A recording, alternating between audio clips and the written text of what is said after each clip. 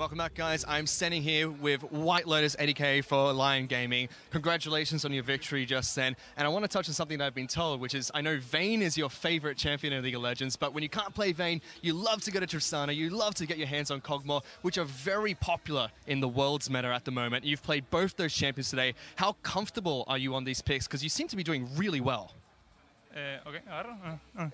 Bueno, el tema de la meta, por suerte, como que ahora se están jugando muchos hipercarries, hay mucha variedad de hipercarries, con lo que me siento muy cómodo, la verdad.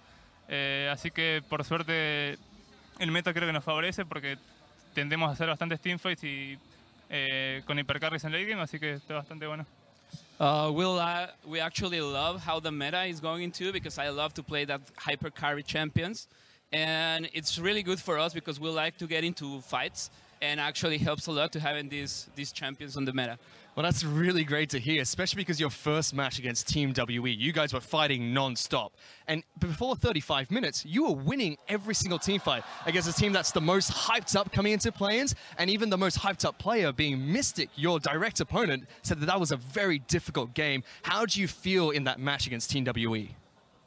Contra WE, la verdad, como que sabíamos que iba a ser un juego muy difícil, son un equipo muy bueno y sobre todo la botlane como que tenía mucho interés en cómo iba a ser porque respeto muchísimo a Mystic, me parece un jugador increíble. Así que por suerte se nos dio el early con los champions que teníamos, sacamos los champions que queríamos, con el combo pudimos sacar un par de kills early y así como que las teamfights se nos estaban haciendo un poco más fáciles, pero lamentablemente por cuestiones de nervio, no sé, no tomamos las mejores decisiones y no pudimos cerrar el juego. We know that it was going to be a really difficult game. We team is one of the best teams in the tournament, and actually I was really curious about how the bot lane was going to be because I really admire and respect Mystic. And the thing is, at the mid game we were start winning. It was great to have the first 2 kills with Kog'Maw, but we kind of missed it in some callings at the mid game, and that's why we lost it. But you still put up a fantastic fight against Team WE, and you carried on to have a very one-sided performance against Gambit here today. Next up, you're going to face off, you're going to get the rematch against Team WE again, you're going to go up against Gambit. How confident are you going into day number 2 of the play-in stage? Sabemos que el juego de WE va a ser bastante difícil, así que, pero estamos muy confiados en que podemos, aunque sea, sacar segundo de grupo. Yo creo que somos mejor equipo que Gambit, pero aún así, si sacamos un buen juego, como que le vamos a poder sacar una partida a WE. We know that it's going to be a difficult group. Actually, we know that we are better than Gambit, and we are confident on it. And actually, we're hoping to actually take one game from WE. Well, congratulations on your win today. Best of luck throughout the rest of the group stage. That wraps up Group A for today. We're going to send it back to you guys to start Group B. Thank you, Fish, and hello, everyone. I'm Max Atlas Anderson, joined by my sworn Twitter rival, because that's how we do it in Oceania, Indiana Frosker Black. How are you doing? Welcome to the world stage once again. I know, Max. It was a long flight, but we made it. Super happy to be here and incredibly excited to be casting Cloud9 versus Direwolves. Exactly right. The Wolves and Raptors are fed for our next game. Direwolves versus Cloud9. And starting on the blue side for Game 4, it is going to be those Direwolves. Chippys on the top side of the map. Shernfire with the fiery language from the jungle. Phantiks, the perfect mid laner. Your boy King as AD carry, and Destiny as support. And the hometown heroes for NA on the other side, it is going to be Cloud9. That is going to be Impact up into the top lane, Contractz in the jungle, Jensen in mid lane, Sneaky and Smoothie taking up ADC and support.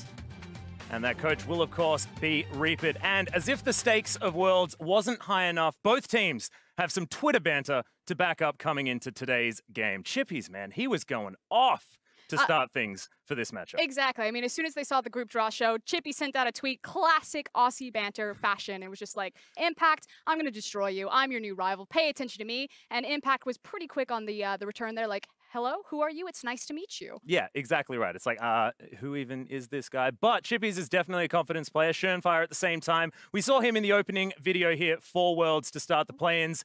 And yeah, he's got some fighting words. He's not quite up to taking on WE. He's in a different group, so he's going to have to try really, really hard if they do want to get there. And they're really going to need to rely on a lot of that confidence. After the form that Cloud9 had earlier today, this is a tough matchup. Cloud9 looking like the forefront favorites for the group right now. They absolutely dominated their their match earlier on this evening. So it's just, you know, go 2-0. It's Yeah. easy. Look at the Direwolves. Walk in the park, as Jensen would say.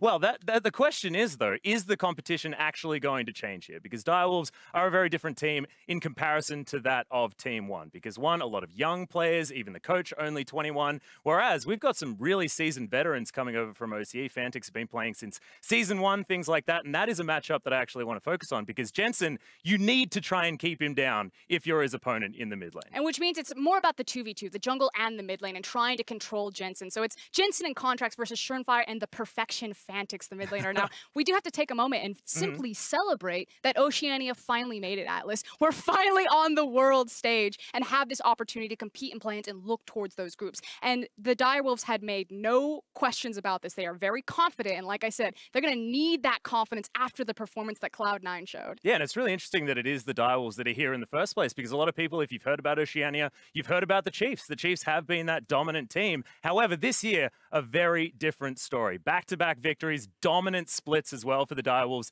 They really have solidified themselves as the top team in Oceania, and now they have to really put their money where their mouth is, because their mouth is doing a lot of talking for Oscar, and we had a little bit of an embarrassment last time. We were trying to get into MSI, didn't quite work. shernfire very, very confident. Now we still have the confidence. If you've read any of the interviews that the Direwolves have done, they're still very confident. However, that has been tempered just a little bit. It's not blind faith that they're going to be able to make it to the final against SKT, theoretically. Like, this is a team that knows that they need to take things one step at a time, and I really hope that that's their mindset, especially heading into this incredibly difficult game. Yeah, and now it's about establishing kind of what are the win conditions. Like, how do Direwolves win if they win against Cloud9? And it starts in their lane phase. They have incredibly dominant solo laners. Chippys in the top lane, Phantiks in the mid lane, and a lot of the ability for Direwolves to command and just dominate the OPL was just the fact that Chippys and Phantiks were left on their own, and shernfire can put all of his attention into either counter-jungling the enemy jungler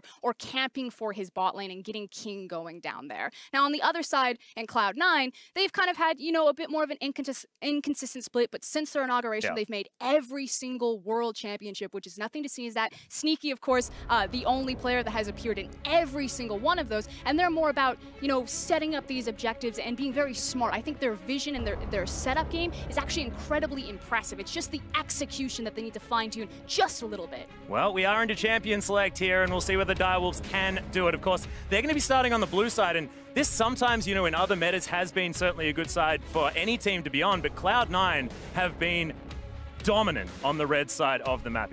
In fact, over their last couple of best of fives, it's been red side that's picked up the majority of the wins, but we've got bans coming through thick and fast. Maokai, Shen, and Orianna taken away from C9, and there is the Kalista, the Rakan, and the Jace being taken away from the Direwolves. But that's a very quick Sejuani lock-in. And of course, shernfire is going to be the one to fire off those picks as quickly as possible. But the thing is that shernfire is really known as kind of being a hunting or a tracking jungler. Yes, he can be a bit farm-heavy, but he likes to be on more proactive, ganking-oriented picks. If Direwolves can hold you in a lane phase and then just let shernfire kind of do his pathing thing around him, that's where they find a lot of success. Now, Sejuani can do that in instances, but she's also, depending on the matchup, pretty brittle and frail. If you get into her phase, if you interrupt her in the early game, she can stall out a bit. So we'll see what the cross matchup is in the hands of Contractz, but Contractz is a very high-tempo jungler. You know, if he gets those picks that he likes, he can disrupt shernfire. And speaking of picks that he likes, Jarvan being considered right now. Things like the Rek'Sai, though, that he's been playing a lot, does like that warrior enchant into the Black Cleaver, which I personally, as an LCK commentator, do not see very, very much. But look at this. Direwolves, they're not waiting at all. That Cho'Gath and Corki lock-in came in extraordinarily quickly, but we do need to go back to the Xayah pickup because Sneaky has been prioritizing that over things like the coveted Tristana. And there's Jensen locking away the Galio, and again, I'm not used to it going towards the top side of the map, but that is not a Jensen champion. Yeah, and there's a lot of flex picks. That's the first thing that really stands out to me about Cloud9's draft. The fact that, yes, we predict that that might go into the jungle in terms of the Jarvan, but there's the opportunity that that's mid or top Galio, that that's top or jungle Jarvan. It could even be a support Galio for all we know. So right now, Cloud9 haven't given away any of their strategy, but Direwolves don't really seem to care about that because of how fast and furious they are locking in these champions. They seem to know exactly what they want. Well, spoiler alert, I think that is going top lane. Sorry, it just doesn't feel like a Jensen pick, but Phantiks is very comfortable on this Corki. We know him as a player that gone back a very, very long time. However, the Corki in recent memory has certainly been one of those power picks for him, and also quite safe, unless Jensen is going to pick something like a Cassiopeia, which we haven't seen so far. Seen her on the ban list, not necessarily in that mid lane, and with her added scaling, maybe people just don't feel that she has enough early game power just yet. But the bans are coming in, and it's AD carry focus on King as Tristana and Kog'Maw are removed, and bottom lane still getting a look at as Smoothie's. He certainly deserves the respect for the Hook champions, and both of them are gone. I mean, Smoothie's a massive playmaker there. If anything really gets started for Cloud9 early, it's usually in the tandem between Contractz and Smoothie and how these two hook up. So giving respect, taking away those heavy Hook champions makes a lot of sense. Now, putting Smoothie on something like this, yeah, it's going to empower Sneaky, but it's not necessarily the big playmaker that I want to see Smoothie grab a hold of. And the Janna is going to be locked in immediately after these bans go through, so Smoothie going to be definitely stepping away from that proactive role and heading straight into probably one of the most passive options that you can go towards. But Direwolves are looking at that particular option themselves. It's Caitlyn Karma to be locked away, and that is a lot of lane pushing power. And I like this because Piltover Peacemaker, of course, nerfed a little bit just recently, so not going to be able to clear out those waves as efficiently. Therefore, you just pick up the Karma to augment that a little bit themselves, as Impact is considering a Gangplank, but I don't think that's going to happen. There's a different G champion that certainly feels like more of an Impact move. Ooh. Oh, no, it's not. It's going to be the Jarvan IV on the top side of the map, and Contractz going to be picking up that Nidalee, so theoretically we could have double Ardent Senses if we want them, but there is only 180 carry in this particular composition, and I told a lie. Froscarin, that is going to be the Galio in the mid lane. It's okay, Atlas. This is why you're the play-by-play caster. Let me take it from here. Well, I'll just step out of the dumpster for a moment, if that's okay. You did say the big key word, though, which was Ardent Sensor, and that's what Cloud9's composition is really built about. When Cloud9 faced CLG in the regional qualifier final, they did play a very similar composition to this, and it was the Ardent Sensor of Fiends build coming out of Nidalee. In tandem with the Janna, it's putting all of that pressure and all of that carry responsibility on Sneaky's shoulders, and he went big in that series, so he can do the same thing in this one. Now, on the other side of that, it's super comfort across the board. You already mentioned Phantiks Corki, comfortable there, but it's also King's Caitlyn. That is one of his big champions. Oh, and yes, she's seen repeated nerf after nerf, but in tandem with Karma, they're going to have so much control over that lane. And again, shernfire, how does he plug into that bot lane? His jungle proximity is huge down there, and he has so many options to play around their pressure pivot point. The really interesting thing about this is the fact that Chippys is not necessarily playing his carries towards the top side. We know him for things like Jax, things like Lucian that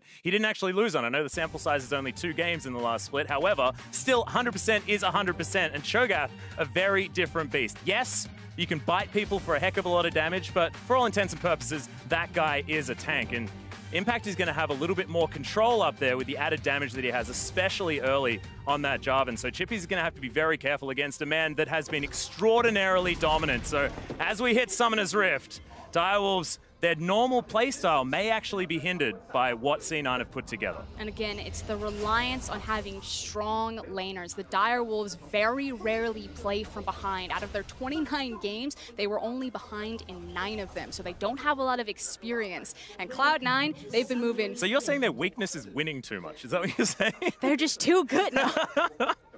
But yeah, no, that certainly can be a problem, especially when Direwolves are such a snowbally team as well. They win fast, or they don't win. That's sort of how it works. So Live fast, die young. yeah, that's basically it. Sounds like the OPL motto. But that is going to be difficult with something like Sejuani in the jungle, which doesn't have a lot of pressure. Does suit shernfire because he doesn't like helping very many people in the early game. The dude likes to get around the jungle, farm things up, and then be that dominant force and try and disrupt the enemy and play aggressively rather than gank for his lanes. His jungle proximity mid and top is abysmal. Yeah, terrifyingly low. It's very skewed towards this bottom lane, I think is the fair way to say it, which again... That's a much better way of saying it, Ross, thank you. We got a thesaurus on hand. Which is, again, why I put so much, you know, a magnifying glass on Contractz. I know that, you know, Jensen's the big talking point of Cloud9. He is kind of the heart and soul of the team. Really, everything plugs into him. But it's about how Smoothie and Contractz and the sacrifices that they make to really set Jensen up for success. You know, placing deep vision, hanging around his lane, ensuring that he gets the pressure that he needs to get the backs that he wants so he can take advantage of how talented of a player he really is. Well, Impact is being quite frustrating here as we start up first camps for the junglers. Shernfire will, of course, have a smite if he wants to take down this blue buff, and Impact does get that late ward down and will head towards this lane. Chippy's having to take the long way around because he doesn't want to tussle with the Jarvan.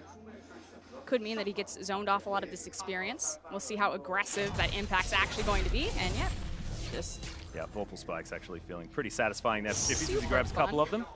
That's the thing about Cho'Gath, though, is, you know, when he wants to farm, he has to push the lane. It does leave him exposed. And if you look at all of the lane options that Contractz has to gank, top lane does look pretty delicious early on because you do have the kill pressure and the CC that Jarvan's going to offer. That said, Contractz, I feel like he's just going to spend a lot of his time trying to hunt or play around Sejuani. It doesn't feel like Nidalee is that sort of ganking jungler, though, that wants to get into the enemy jungle and really mess him up. And hunting Sejuanis is certainly something a lot of junglers have figured out is a great idea, just because she doesn't necessarily have all that power. In the early game, he is just looking to steal away this Gromp, though. And he's miles and miles away from Shern at this particular stage. So we'll see where he goes. Looks like he's considering the Scuttle Crab. Did he just taunt the red buff? I hope so. It seems like a shernfire thing to do. It definitely does. But so far, it's been a pretty calm game. It was Sneaky and Smoothie ending up late because they did leash for Contractz there, whereas Karma and Caitlyn got to walk directly into the lane. So they should have control and push priority down there. And I'm curious how shernfire is going to translate that into grabbing deep vision on Contractz jungle. Again, he needs to get eyes on this guy so he can stay away from him until Sejuani really feels strong in mid-game.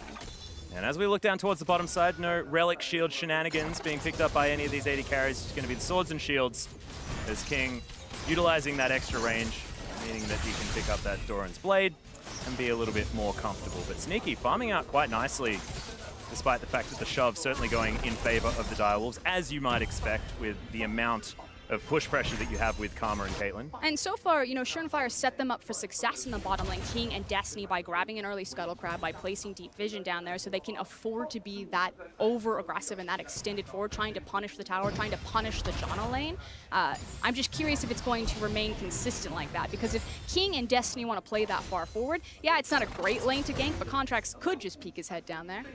As we have a peek into the mid lane, you mentioned Jensen, certainly the player that C9 like to play around. Phantiks has had basically the highest CSD numbers since he started playing professional League of Legends in Oceania. So still, he's farming out great, but the Justice Punch is going to come in, and he's going to get taunted up. Spear lands from Contractz, jumps forward. There's the flash to follow for the first blood, and Contractz, you'd expect him to be in the mid lane, but it's not always successful ganks that come out. Phantiks, that's a problem to start things off for the Direwolves. Yeah, and Phantiks is just trying to lessen the bleeding right now, pulling the creep wave over to the side, trying to get at least a nice freeze for Phantiks, or holding the wave in a good spot for him. He does have teleport, so there he comes. He's not going to lose too much in terms of the CS on the wave, but losing first blood to Contractz is certainly going to hurt. That's a big problem. Jensen going to teleport back in as well, has his catalyst, so the dueling potential for this Galio feels a little bit infinite from now on. And this means that it's basically a nullified matchup anyway when it's Corki versus Galio. He's going to farm things. Corki's going to try and impact the lane, but really you're a Galio. You tend to shrug when it comes to a lot of that pressure. But it does get that much easier to try to punish Phantiks because he doesn't have his flash. Yes, he has his Valkyrie, but Contractz showed that it doesn't necessarily matter there. Did also burn his own flash in return, however, as Jensen, actually, getting pretty aggro. Yeah, misses the punch, but gets the passive. It's about so the thought. That's going to be fine. As we have a look at this gank, it was pretty picture perfect from the mid and jungle from C9. And that's the thing, you know, we know that C9 are going to be about Jensen in that mid lane. They offer him so much, and I asked the question, you know, what is Contractz or Smoothie setting up and sacrificing him? Smoothie's probably going to be locked down because he's John, he's on babysitting duty for Sneaky, but Contractz can spend all day around that mid lane or even ganking the mid lane. Yeah, well, good news for Direwolves fans is the fact that it hasn't affected farm too much. Phantiks having a better time than at least Team 1 did. Big There's wave the Cataclysm, yeah, Impact going aggressive onto Chippys. He actually can't get out of here. But But thankfully not a lot of damage as the spear is gonna land! That's gonna finish him off. Meanwhile, on the bottom side, King able to pick up a kill against the flow of what has been C9 domination. But man, both solo lanes being taken down, and we mentioned this is so key for the Direwolves win condition. But it's usually not in this lane. That's the thing. They are so reliant on Chippy's ability to play a side lane, on Phantiks having control of the side lanes himself. Now, in this composition, it's not necessarily about the Cho, but it would certainly help for the Corki. It's not usually King and Destiny He's about to take this turret that are getting these early kills. It's fine. Jarvan's got a steroid. Oh, but the creeps! They're gonna die. There it is. Okay, so first turret going over to C9 as well, settling about a 2,000 gold lead for the North American squad. But this is actually really important, because yes, the towers are dropping really early, but why this is important for the Direwolves in particular is because they've really struggled to try to play cross-map reactive plays. We take another look at this. I guess it's not a solo kill. 2v1 in the top lane. That feels good. It's one spear, I guess. You can call that partially a solo. He's going to have a look at Smoothie being taken down on the bottom side as well. Oh my god, Destiny. That's a lot of damage. Point blank. Yeah. It's like, we gotta respect the AD carry. That's the one doing all the damage. No. It's all about Destiny. Smacking them in the face. Of course, shot call out for the Direwolves as well. For those less familiar with this team, the man has played 3 roles professionally, I believe.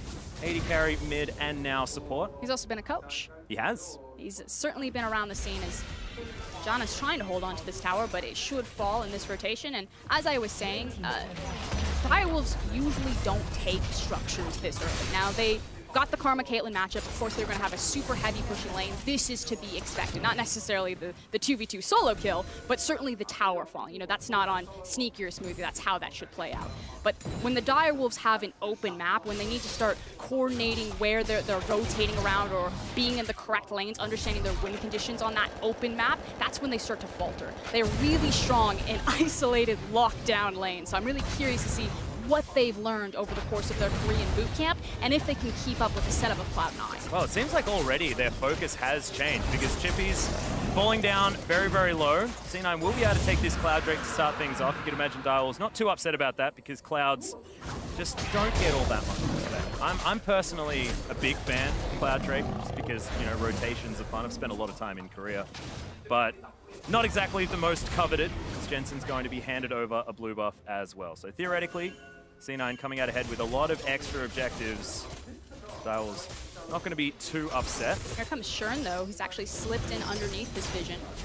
Yeah, Destiny's going to flash forward. They're looking for a kill onto Smoothie yet again. So that's a great Monsoon to get them out of the way. The disengaged Queen herself is going to once again reign supreme. Yeah, compensating for the fact that he doesn't have his flash, but it doesn't really matter because he had his ultimate. So still drawing a lot of attention. Unfortunately, Direwolves move a lot of their pieces down bottom. They already lost the dragon. They've already taken the tower, so they don't really get anything other than the ultimate. It does mean that C9 do have to get out of that lane. A lot of respect now for this Caitlyn, who is ahead by about 14 CS. You say that, but Cloud9 actually funnel a ton of their side lane farm onto Sneaky, and you can actually see him creeping forward. But speaking of creeping, here comes Contractz. Yep, and there it is. The heroic entrance going to come down as well, and despite the fact that that spear didn't land, Contractz is still going to hop over that wall and steal away the kill. That is 3-0 now for the Nidalee. That's 100% of the kills for Cloud9. But this is a good counterplay from Direwolves to at least get some chip damage here now. C9 are setting up for a flanking maneuver, but Jensen probably doesn't want to take it without the ultimate. Shernfire does at least land the Arctic Assault, but it's not too much of a worry here for C9 as there are no more creeps. King's just going a little bit aggressive in his movements at least. Can do so with the added Inspire Shield, giving him some movement speed and some protection. But while this has been happening, Impact's still been left alone on that tower. Yeah, and they pushed this one up, so a lot of farm is now going to go missing for Chippys. Chippys is not having a very good time. So if we go back to the Twitter banter, it's just bad news bears, really. I think Impact still doesn't really know who he is. He's like, oh, that's a glorified cannon creep. I'm going to take him down. I was going to go for Bug, but Cannon Creep's probably pretty effective at this point. No, that's very, very rude. Chippy's just been preyed upon. We saw this actually happen. Bruiser not having exactly the best time in the mid lane, and now it's a bit of a top focus. Oh, Phantiks blocks the Justice Punch for the escape, and we do actually have the snare coming in. Jensen taking a lot of damage. King's here to try and augment as the Ignite's going to burn down, but Peacemaker's not going to be enough to lock down that kill. The ultimate's there for King, though. He probably should have started channeling that one. Just didn't have enough mana. Maybe he also didn't have the confidence there. I mean, he led with a lot of his... Do you really need to have confidence to press an R button when no. you're just safe in the middle lane? But the thing is he like led with all of his abilities, so he thought he could like walk it down instead of relying on his team to just use the ultimate. Oh, well, Jensen gonna go back and just pretend nothing happened. He teleports back into lane. Does mean that they're not necessarily going to have that teleport to move themselves around, but he will have that ultimate back up once again. And it's much like Shen, where you're not really too worried about just throwing your teleport around willy-nilly. But I do want to point at this, because this is what I was kind of talking about a bit before. Sneaky's now gone from bottom towards the top side. You know, this is pretty standard at this point in the game, but I want people to focus on, as the game goes later and later, where Sneaky is actually placed on the map. from my domestic region in the LPL, a lot of the time the AD carry and the support would be in the mid lane, and you know, the mid or the top laner would be taking care of those side lanes. But Cloud9 a lot of the time will funnel that farm onto their AD carry and use him as kind of not like defensive protecting, hoovering up the farm in the mid lane, but using him for his pushing power and his safety on champions like Xayah, like Kalista, like Tristana, a huge pick for Sneaky. And then make plays and collapse around Jensen, who sits in the mid lane closest to everywhere that he can impact on the map. Well, if you have a look at how the game's going, it's still around that 2,000 gold lead, maybe a little bit more now, but otherwise, not too much of a problem. If you're a Direwolves fan, I know most of you at home are not. Spear is going to land onto Chippys, and this most certainly is a problem, as the heroic entrance is going to come down, and Jensen is finally going to pick up a kill for the Cloud9 squad, who have been relying on Contractz to do that most of the time. And that's what I'm talking about. You have Jensen in your mid lane, he's on the Galio. It means that he can, you know, quickly pivot to top or bottom, whatever he wants. They just find a simple pick like that, followed up with the Galio CC, and finally Jensen's on the board and not just playing support for this team. Yeah, and it's going to be Rift Herald to come out immediately afterwards as well. So getting the objectives, getting the kills, and I'm not even entirely sure why Chippys was there as well. I mean, we had shernfire scoping things out. They knew that it was dangerous in that river. But you can also kind of understand why Chippys probably felt safe. You know, he is Cho'Gath, he is the tank. So kind of peeking his head around his mid lane, naturally punished, but I can understand why he was there. Well, once again, 50 CS lead here for Impact. And I have to, like, to me, like, Impact has been one of the most impressive players on C9, especially during playoffs and, of course, the regional qualifier. He really has stepped up his game. The guy just seems to be able to get farm in any matchup or dominate the matchup entirely, and it's happening once again. It happened last time. It's happening now. Yeah, he was, you know, fairly inconsistent, had a bit of his slumps over the regular split, but certainly came back very hard on the end of the split. And what I really like is, you pointed out, his ability to absorb and kind of control losing matchups. And then when you do give him that opportunity to carry, that's like the real strength of Cloud9 to me. The fact that they can carry from every position and they don't always have to rely on Jensen. Yeah. And that absorbing pressure is something that Chippys really needed to do towards the beginning of this game. Cho'Gath is very different to, you know, the Jax that he loves, the Lucian that he loves, because that's going to be able to dish out that pressure, whereas Cho'Gath is about taking punishment for as long as he can. And it's really about shifting responsibility. You know, Direwolves usually rely on Phantiks, rely on Chippys, like you said, to play those big carry top laners, but by picking up the Cho'Gath, they're getting so much more power to King. I really like how Cho'Gath kind of does the same thing that Cassiopeia does for AD carries, and that it makes it really hard to dive onto the back of them, because he has, you know, the Vorpal spikes, the big silence, the rupture. You know, if Cho is standing next to that Caitlyn, you suddenly don't want to go back there. Well, Phantiks has picked up his Trinity Force as well as his Sorcerer's Shoes, so he's ready. Got all of that extra movement speed and, of course, the extra power that the Trinity Force does give you. And Corki, one of my favorite champions when you want to talk about power spikes, because every single item you pick up gives you a power spike.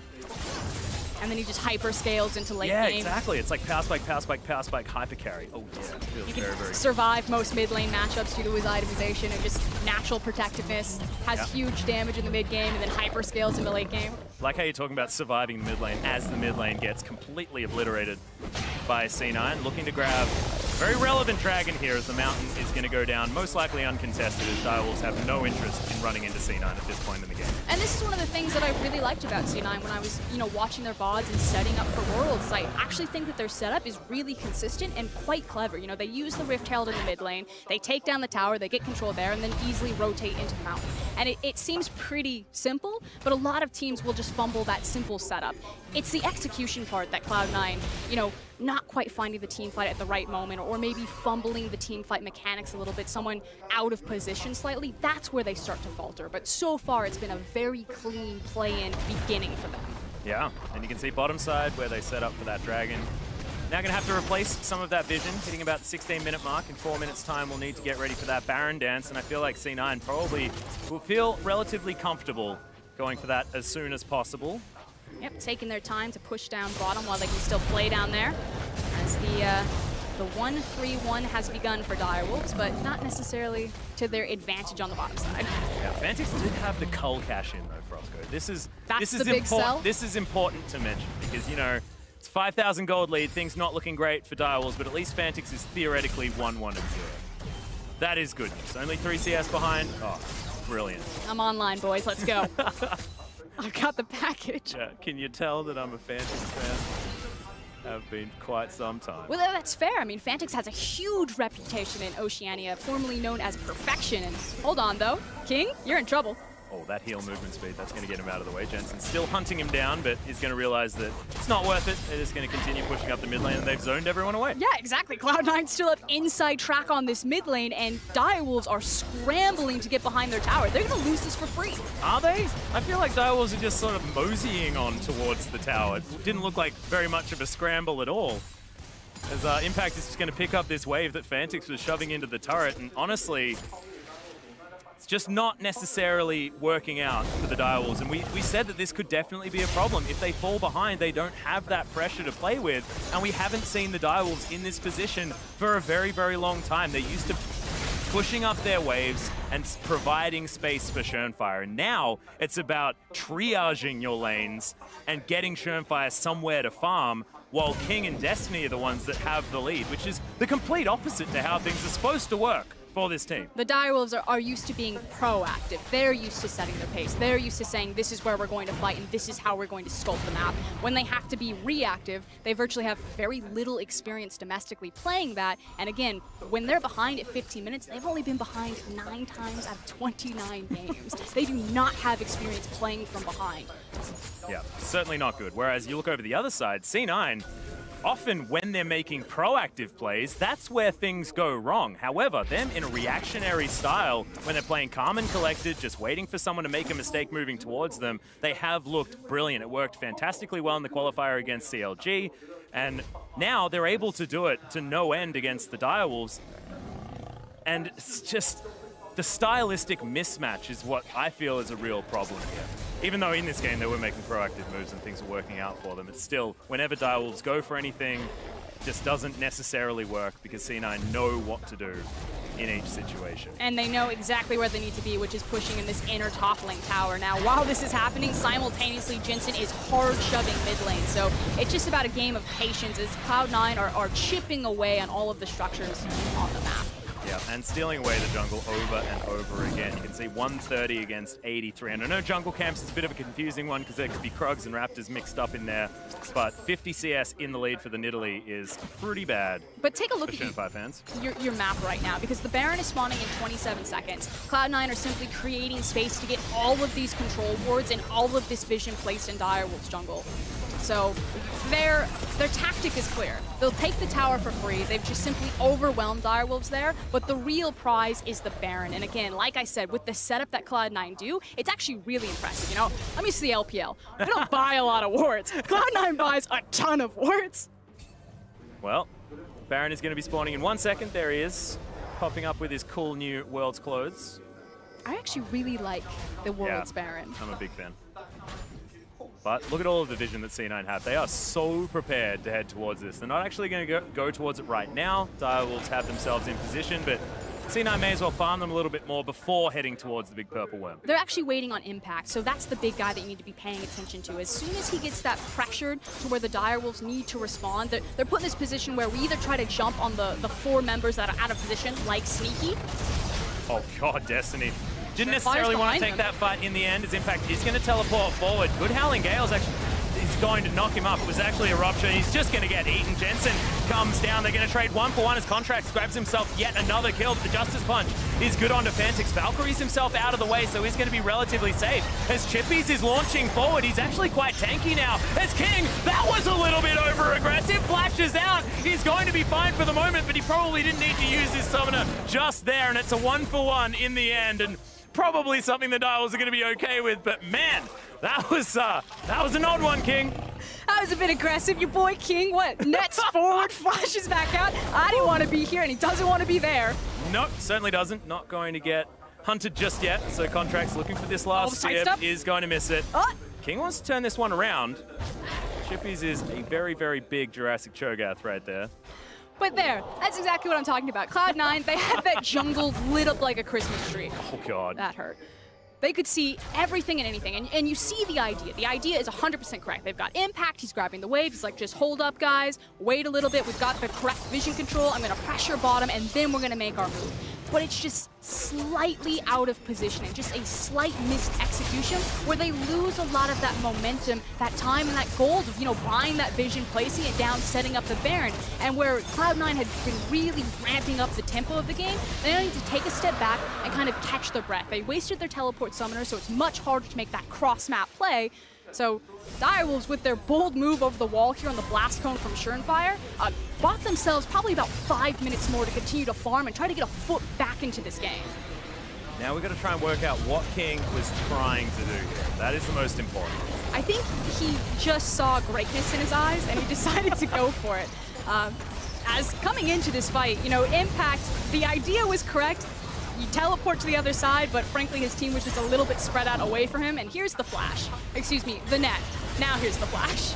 Taunt right on top of him, needs to get away from the Galio. Thank God Chippys caught the Falcon punch there, so Jensen couldn't follow up, and then it's just a healthy disengage for Cloud9. I'm sure someone can tell us why he did that, but I personally have not figured it out just yet. I always say that it's better to have bloodlust in you because that's harder to train into players. Like, you want the player with the killer mentality, and then you just try to rein that in. Well, one thing I do want to point out is that Direwolves have a lot of control wins. One was just put down, but they've got 3 more in the inventory. I'm proud of you boys. That's what we need. We need the vision. We're 8,000 gold behind, though, so we're not going to use that vision to be aggressive, as shernfire's going to do exactly that. Contractz going down very, very low as there's the heroic entrance, and Impact, massive cataclysm damage. Shern's going to die as well. Destiny, I believe, died incidentally as they were trying to kill everyone else, and this should definitely spell Baron. Shern dead, no smite. C9 just looking to put the final nail in the coffin of what has been a very difficult game for the Direwolves. At Cloud9, they took their breath. They said, just run it back. We don't have the teleport, so this time Impact will play with us. They find their hard engage, just blow them up with the gold lead. 10K now in their favor that they've accumulated this game, and walk through with a free Baron. Yeah, 5 turrets now to 1 as well. They've got the pressure exactly where they need it. And this is with the low-range AD carry in Sneaky versus King on the Caitlyn, plus having a Corki there as well. I mean, when you think about pushing turrets, you think that the Direwolves have the composition that can do it, but with all of the control that Contractz has provided to this team, this Nidalee has been everywhere and honestly stifled the Direwolves from the word go in this match. And this is exactly what Cloud9 fans want. They don't want it to just be the Jensen show. We know and we have expectations for him. We know he can reach that greatness. It's the rest of the team now. They have the same thing in them. We've seen it from Sneaky going miracle mode. We know Impact can be a world champion. They just need to return to that form. Well, Arctic Assault is going to go wide as Smoothie takes a lot of damage here, but Impact going to get himself right in. Knocks up Chippys, but not exactly the right champion that he wants to be going for. As shernfire, that Arctic Assault was an odd one, as Sneaky's going to be able to pick up that kill. And yes, it was a decent Glacial Prison, but there was no follow-up. There was nothing else, and then he decided to put his face into it once again. Just not necessarily working here in the Direwolves. I mean, I can understand this because you have to try and make plays. You have to try and do something. The idea isn't to lose slowly ever. You've still got to try and make plays because you're only going to win based on surprise at this stage. And even that is going to be extraordinarily hard. Now, he did zone off a lot of members for Cloud9, but it's about who they're making the plays around. And frankly, Phantiks is really the only guy doing necessary damage at this point. Because of how far ahead of the clock Cloud9 are, especially on their tanky members, even with the static Shiv as well as the Infinity Edge, King is still really reliant on needing that armor penetration before he's doing any damage really in these team fights. Oh dear. Taking another look at this one, it's the big Cataclysm, the Wombo combo from Impact that really sets everything up, as well as the fact that the teleport never comes in. So this is a 4v5 in favor of Cloud9. Yeah, and the Cataclysm in the perfect position there as well. Direwolves, 3 men struck by it, having to try and spread as much as they could, but certainly Destiny not getting out of the way of that one. We have a couple of flashes now up for the bottom lane here for the Direwolves, so can at least get themselves out, but it's just looking so scary, and that's a 12,000 gold lead, and this has been a statement day for Cloud9. We heard them say we shouldn't be in this tournament. We should be heading straight to the group stage to start things off. And honestly, I'm becoming a believer. I thought that maybe it was a little bit overconfident. Maybe that could bite them here, but C9 have said absolutely no. We said it for a reason, and it's certainly looking like that. Direwolves' last-ditch defense. They haven't lost base turrets just yet.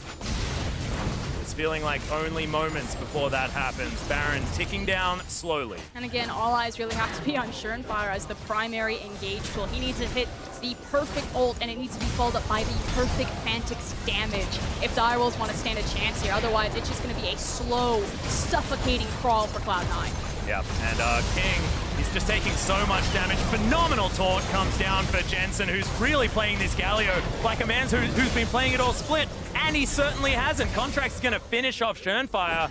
And C9, it's like this mid-jungle duo are always going to have someone who gets all the kills, and this time it's going to be Contractz with Jensen just setting them all up for him. The Nexus turrets are now going to be falling down as C9 27.5 minutes into this game and looking to put the final nail in day one. And certainly the statements have been made.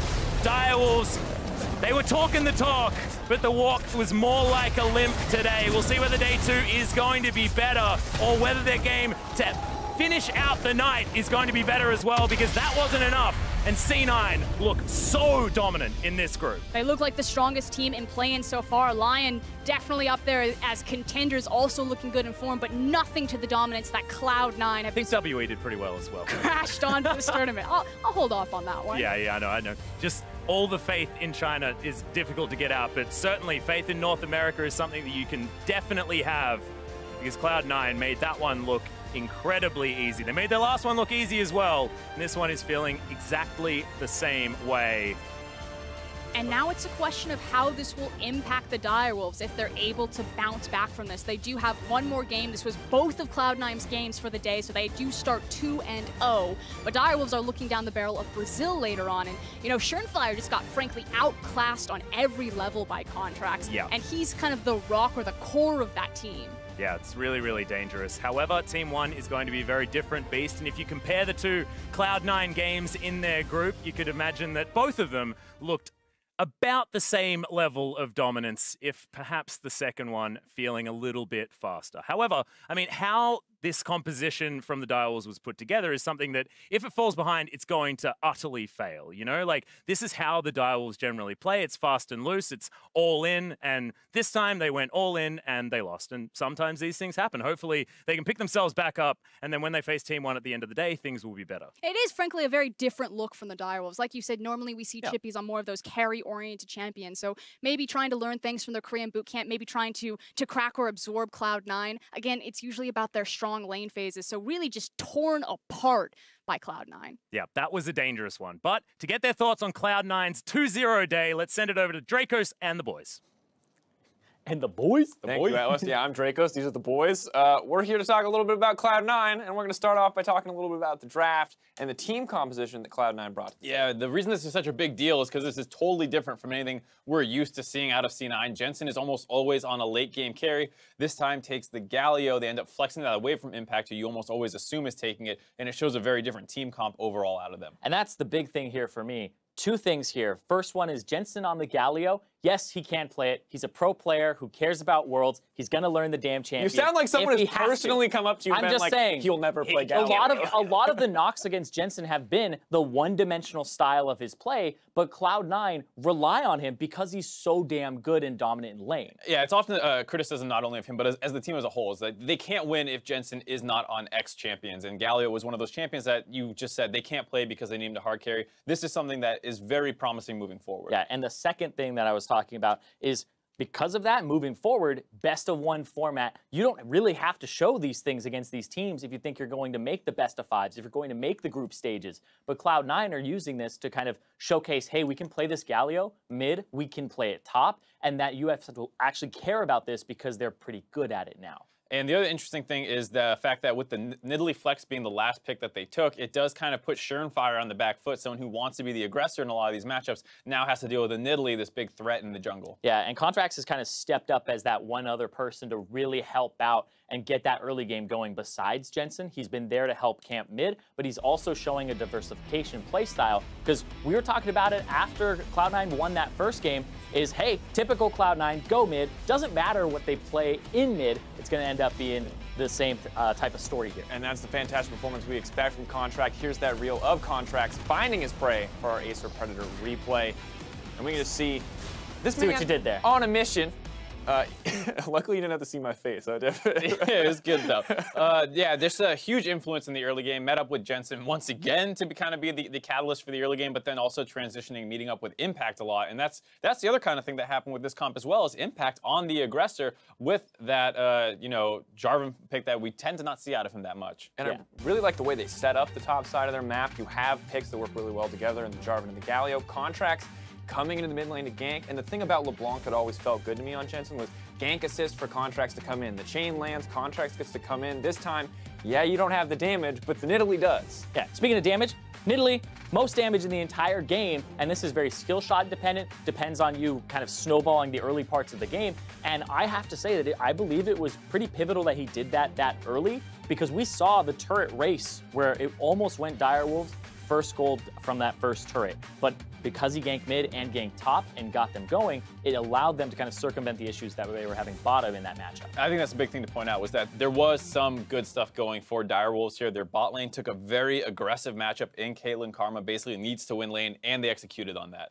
And the interesting thing, too, is that's not normally the lane we expect to see step up in these contacts. They got a good lane matchup. They abused the power of the Caitlyn and worked out well for them. The surprise for me was kind of Phantiks falling so low in the mid lane. We praise Contractz. We praise Jensen. They did play very well to set that up, but Phantiks has been praised as this like prodigy mid laner in the context of OS, and I think we need to see him play a little bit more consistently if we want, if Direwolves rather want to find a win. Yeah, I kind of don't blame a lot of the teams that are going up against Cloud9 for the first time here, because you're seeing like the Corki take Cull. This is going to be a non-interactive lane. I'll poke him out. That's fine. You don't always expect the jungler to come to that mid lane Galio lane. That feels like one that you really do have to go for those all-ins to make it work. And I felt like he made the assumption that it was going to be the side lanes. It was going to be the Cho'Gath that's so easy to dive. But it was the mid. Yeah, and that's the thing, is it's tough to know that that's the strategy that's going to be coming for you. And that's why the best of one stage is so punishing, because it's like, now I know how aggressive C9 will play around mid lane. It's like, great, well, you got one more chance to try and show that you adapted to that. Well, it's good that you bring that up, because if we take a step back, Cloud9 now 2-0 in the context of their group, very much on the road to securing themselves that first seed if they can't keep this level of performance up. So if you're going up against Cloud9, do you just have to try to out mid jungle them, because that looks like it's going to remain the strategy? I personally prefer when you just try and let Jensen be Jensen. Hopefully he gets a 10 CS lead, but you limit it there. Like he will probably win laning phase, but I don't think you need to do what One did, where they draft the Lucian to try and counter him. I just think what Direwolves did here, if you take a Corki and you go even-ish, that's what you should try and do, but you just got to be ready for that assistant that always comes in from the rest of Cloud9. Yeah, I do think that they had step one down for Direwolves, which was draft at least one big winning lane for yourself in the bottom side. I just want to see shernfire play more to that lane, maybe go for some potential dives on the flashless Janna, and then be able to swap that lane to top and kind of just move the map around and avoid bad matchups. When you look at that opportunity, is that something that he can do relatively risk-free? Because for me, it feels like maybe he has to go mid to stop this mid lane from collapsing anymore. What Contractz is doing is going into the jungle with the aggressive Nidalee to track him. Yeah, I think it's one of those things where it's hard. I mean, Corki versus Galio will not snowball horribly out of control. The biggest problem is the spillover effect when the Galio starts getting easier and easier roams off. But if Contractz didn't have such an explosive early game and the bot lane was going in their favor, they don't lose that top turret, then they swap their bot to the top side like you were saying. It very easily could have looked a lot better for Direwolves. Some options for Direwolves to come back. We'll have to see how they adjust. Cloud9 end the day at the top of their group. We're going to see if Team WE can do the same in Group A. When we return, they're going to face Gambit Esports for our 5th game of the day. Do not go anywhere. We're going to be right back.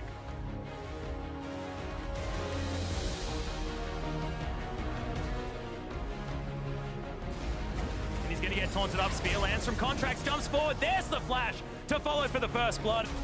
Big wave Cataclysm. Yeah, Impact going aggressive onto Chippys. He actually can't get out of here. Thankfully, not a lot of damage as the spear is going to land. That's going to finish him off. Contractz going down very, very low as there's the heroic entrance. And Impact, massive Cataclysm damage. Shern's going to die as well. C9, 27.5 minutes into this game. Looking to put the final nail in day one. And C9 looked so dominant in this group.